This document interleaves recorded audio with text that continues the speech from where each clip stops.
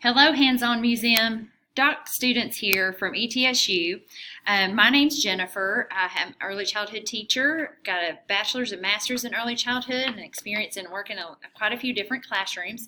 And we are so excited to present this to you today. My name is Ruth Copeland. I have background in special education and I'm a doc student for ETSU. My name is Fatima. I have my both my undergrad and my master degree in early childhood education, but I don't have enough or a lot of experience in classes. But I'm working with preparing pre-service teacher. Okay, so we wanted to talk about, just for a moment, about developmentally appropriate practice. This is based from the National Association for the Education of Young Children. All of their practices are based on research. It's not just basic knowledge. And basically what it's saying is meeting children where they are and designing activities and providing resources that enable them to reach goals that are both challenging and achievable. And so we've provided a resource for this book at the very end of the slideshow, and we thought it would be a good resource for you all to have at Hands-On Museum. As we were preparing to go through your museum and look at your different exhibits, we looked at the National Science Teacher Association and their Next Generation Science Standards as we thought about how you were set up to provide information and learning for young children. And this is just a visual of some of the standards for kindergarten that we looked at. So the first center that we visit was the farm center. We like the idea of the center and some of the costume, but we were considering the accessibility of the center. So we were thinking to if we could like remove the bed, the square bed under in the ground, so the kids with wheelchair could be able to move around and get access to everything in the center, and even also to allow them to move around like this. Make the center bigger by moving it to the gravity dish a little bit, so we will have a bigger space in there, and adjust the highest of the table, so it will be easy for them to reach the table and use the material where there. And we also think about organize the material in a way that we will be easy to access and easy for them to see and interact other people to work with the kids.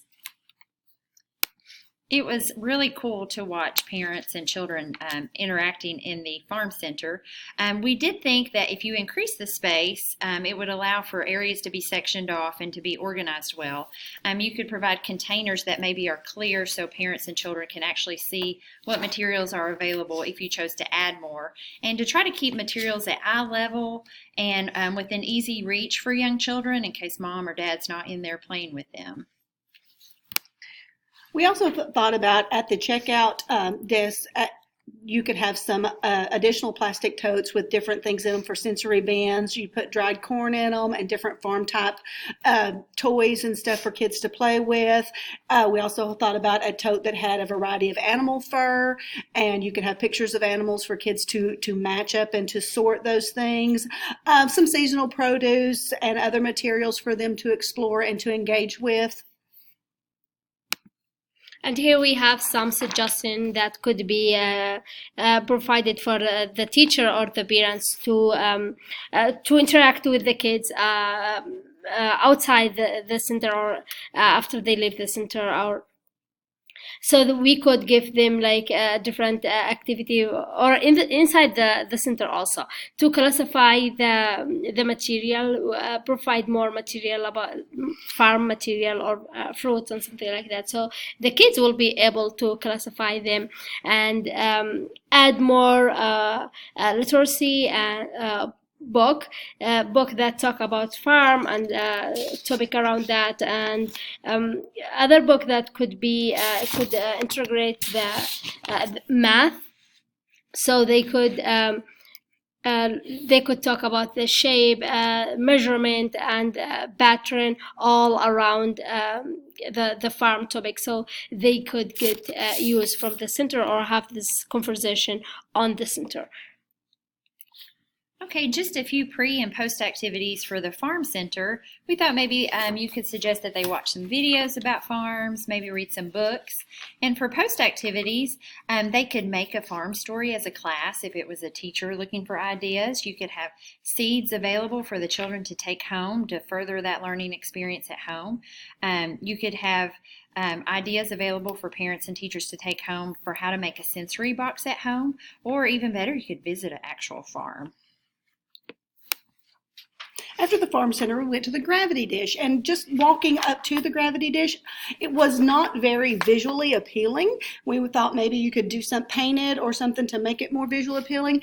The way the bottom of it is set up, small children or children with mobility issues might not be able to reach the gravity dish. So we thought it might be if you were able to maybe fix it where that would be more accessible to children. We also thought about painting the dish, maybe just to make it prettier.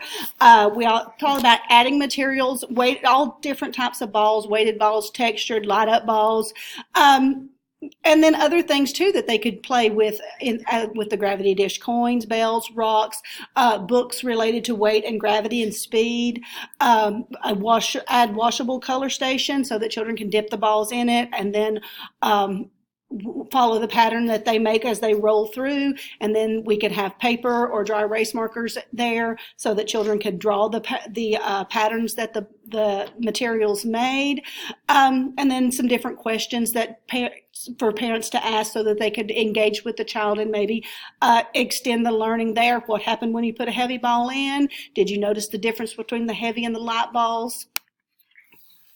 And here's some checkout or something that could be provided for the teacher and the parents. So we could give them like a card ring with a variety of suggestions for adoption with the gravity dish, more information and questions that they could ask and allow them to interact with their kids on that center, and dry eraser board and markers for the data collection, note taking, as she mentioned, doing using the pattern and like this, so they could take it back with them at home, and some bucket for the teacher and parents. Also, we could give them like provide some tubes, and here's the link for the parents. How to make their own ball. It's easy to be made at home and with the kids' help also, and possible.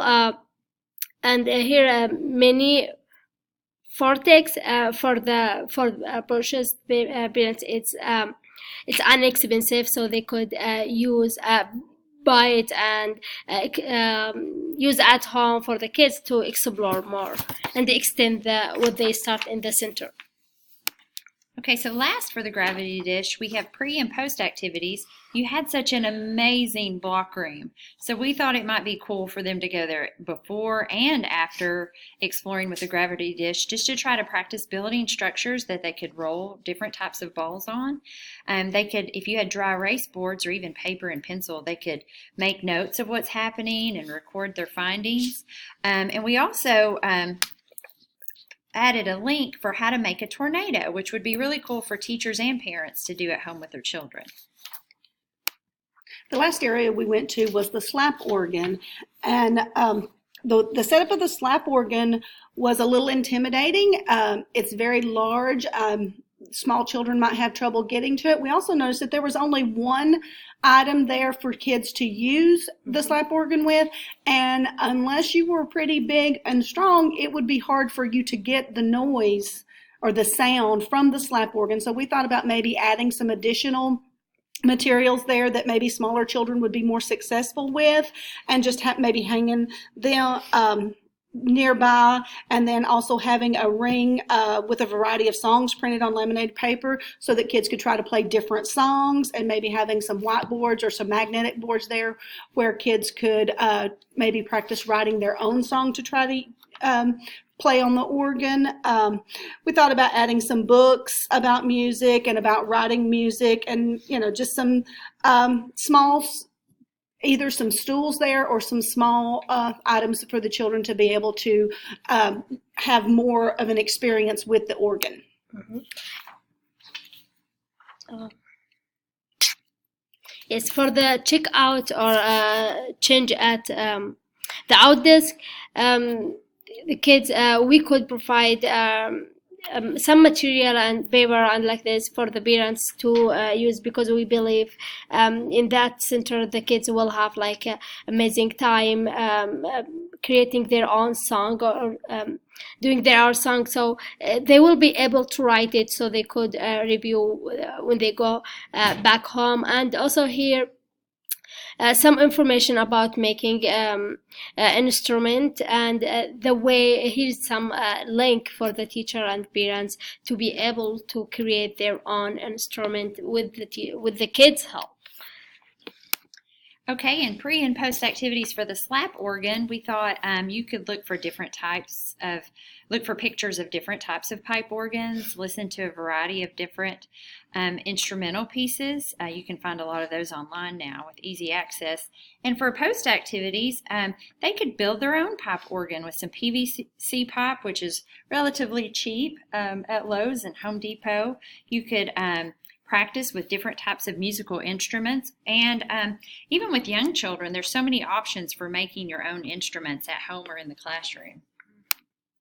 Some perceptions of the museum overall. It did not appear, while I'm sure it is up to the ADA standards, it did not appear to be readily accessible for small children and some children of disabilities. I think it would probably be a good idea to do an overall review of the facility, just to make sure that you are meeting children where they need. The restrooms did not seem to be easily accessible for small children. While the museum was very clean and very neat, most areas were very well lit. The overall museum seems to be geared toward adults. Maybe adding some paintings or hanging pictures that were more kid-friendly, pictures and wall hangings that are eye level for children, and as well as adults, might just make it a little more inviting for children. So here's the reference for the developmentally appropriate practice book, and we just wanted to say what a wonderful time we had exploring your museum. There were so many really cool things to see and do. We all talked about how we wanted to return with our families, just because it was a really, really cool place. So thanks for letting us hang out that morning, and for letting us check out your materials, and thanks for listening to us today. Thank you.